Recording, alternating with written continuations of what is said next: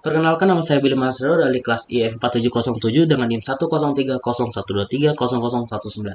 Hari ini saya dan kelompok saya akan mempresentasikan hasil diskusi kami di tugas W15. Yang akan saya bahas adalah soal 1A, 1B, dan nomor 2. Langsung saja untuk ke soal 1A. Ini disuruh dicari faktor persekutuan antara N dan M. Maka kita bikin program faktor persekutuan. Kamusnya kita pakai N dan M sebagai bilangan yang akan dicari faktor persekutuannya, dan juga I ini untuk perulangan kita nanti dengan tipe data integer.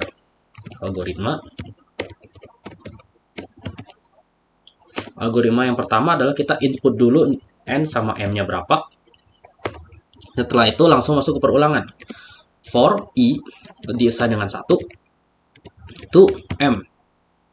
Kenapa batas perulangan ini, batas iterasinya itu kita pakai M? Itu dikarenakan faktor persekutuan itu tidak akan pernah lebih besar dari bilangan yang akan dicari faktor persekutuannya. Jadi sebenarnya bisa pakai M, tapi saya pakai M saja. Jadi intinya itu nilai dari faktor persekutuan tidak akan pernah lebih besar dari nilai yang akan dicari faktor persekutuannya. Jadi for I desain dengan 1 menuju M, do, kita dalam for-nya itu ada if. If-nya itu tentang apa? If-nya adalah jika N habis dibagi dengan I, habis dibagi dengan 0, dan M habis dibagi I, then output, kita langsung output I. Lalu kita beri string spasi. Mungkin ada pertanyaan kenapa ada string spasi di sini. Apabila kita menggunakan output I, itu hasilnya akan jadi 1, 2, 3. Misalnya outputnya 1, 2, 3, outputnya kan seperti ini. Maka agar lebih bagus lagi, kita pakai ini, string spasi. Lalu and if, and for, dan end program. Oke, kita lanjut dengan soal 1B. Soal 1B ini disuruh kita mencari faktor persekutuan terbesar antara N dan M. Kita lihat soal ini sebenarnya berhubungan dengan soal 1A. Yaitu kita mencari faktor persekutuan namun yang terbesar dari N dan M. Sehingga kita bisa modifikasi program ini saja. Pertama kita gantinya dengan program namanya jadi faktor persekutuan terbesar. Nah, lalu apa selanjutnya? Saya beri satu variabel lagi yaitu FPB. Oke. Untuk program ini semua masih sama, namun yang berubah dari sini. Awalnya kan ada output I kan. Output I untuk ini.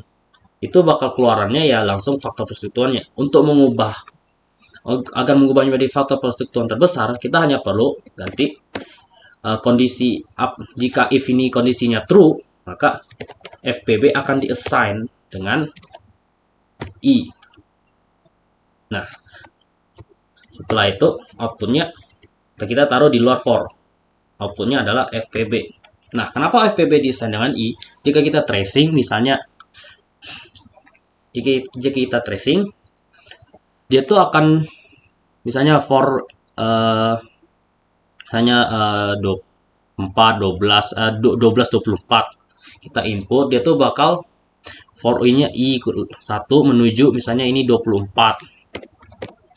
Nah, itu bakal ngulang terus proses ini sampai I-nya itu lebih dari 24. Nah, hasil nanti FPB ini akan diassign dengan I paling besar. Ya, I yang paling besar.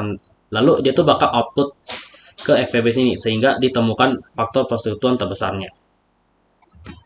Kita lanjut ke nomor kedua. Di sini kita disuruh cari KPK antara N dan M. KPK sendiri adalah kelipatan persekutuan terkecil. Nah, mungkin ada yang berpikir kalau soal ini akan programnya berbeda dengan 1A dan 1B. Namun, dari yang hasil kami diskusi, kami lihat ada ada cara tetap menggunakan rumus yang program yang sama ini. Caranya sangat gampang. Kita perlu tahu dulu rumus KPK. Rumus KPK itu sendiri itu adalah KPK jika KPK sama dengan bilangan yang pertama, hasil kali dari bilangan 1 dan bilangan 2 itu dibagi dengan hasil FPB-nya. Nah, jika kita ketahui ini, sehingga untuk program ini kita hanya perlu menambah satu variabel lagi. KPK, namanya kita ganti jadi KPK, program KPK saja. Kita hanya perlu menambah di sini, di luar for kita berikan KPK diassign dengan n, kita pakai ini n,